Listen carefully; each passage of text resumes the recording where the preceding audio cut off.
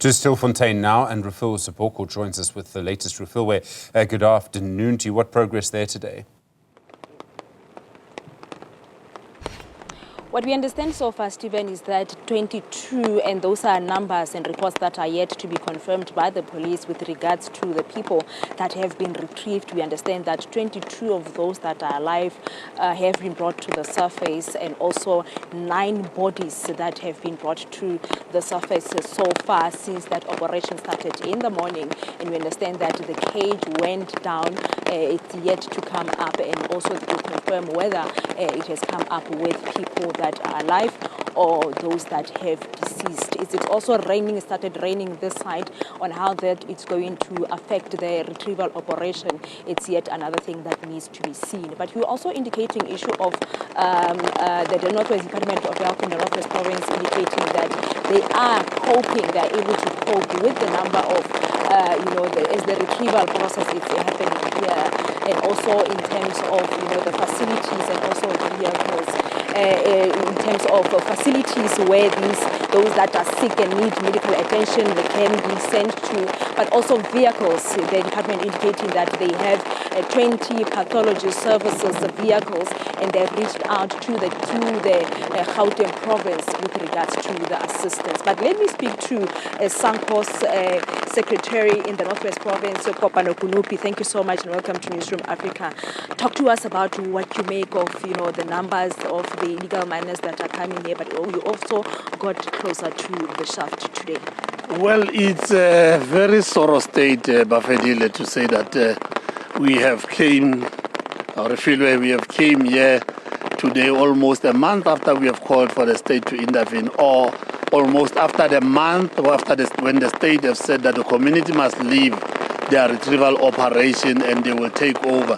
And it is very painful that at the time when they come, we are now counting the number of dead bodies instead of counting the number of people who they should be bringing into the surface here today.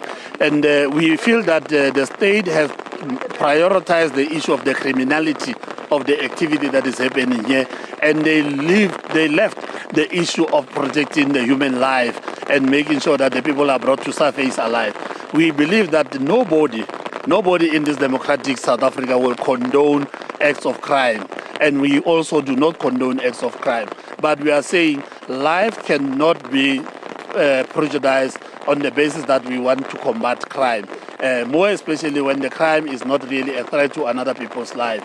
And this is the point where we are saying it's a very sorrow state of the affairs, and we believe that the state could have done better if they would have started to do this thing in November last year, when they made a commitment that they are taking over the operation, they are retrieving people. We would have retrieved more live bodies than we are retrieving more dead bodies today. Also, seen the reports and the update in relation to those that have been arrested, those that have been processed and charged accordingly. You were also saying that one of your issues, or that which you have issues with, is because no one has been charged with illegal mining. That's not true. Most of the people who have been charged here, they have been charged with immigration, they have been charged with trespassing.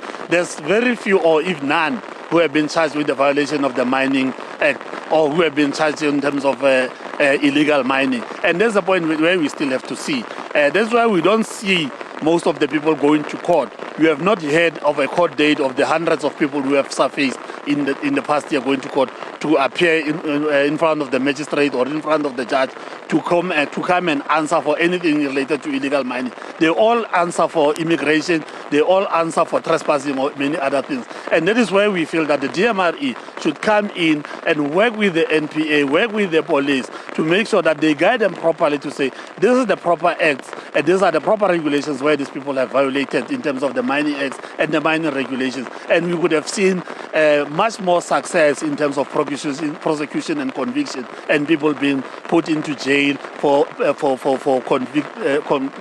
convicting illegal mining acts.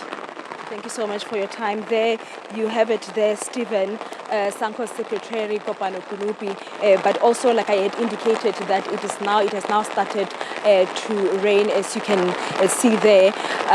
But how is this going to affect the operation that is going on here of retrieving illegal miners that are still remaining underground? It's something that we yet, have to find out, because that operation, it is indeed still ongoing. Like I indicated, the cage has went down for the third time today, and it's yet to come up, and it is then that we'll be able to know the exact total number of people that have been brought to the surface today, those that are alive, those that have been declared deceased. Reports that are yet to be confirmed is that 22 alive people have been brought to the surface and 9 bodies. We are still waiting for spokesperson of SAPS nationally, Atlenda Mate, to be able to be here and give us the confirmed and official reports with regards to the numbers.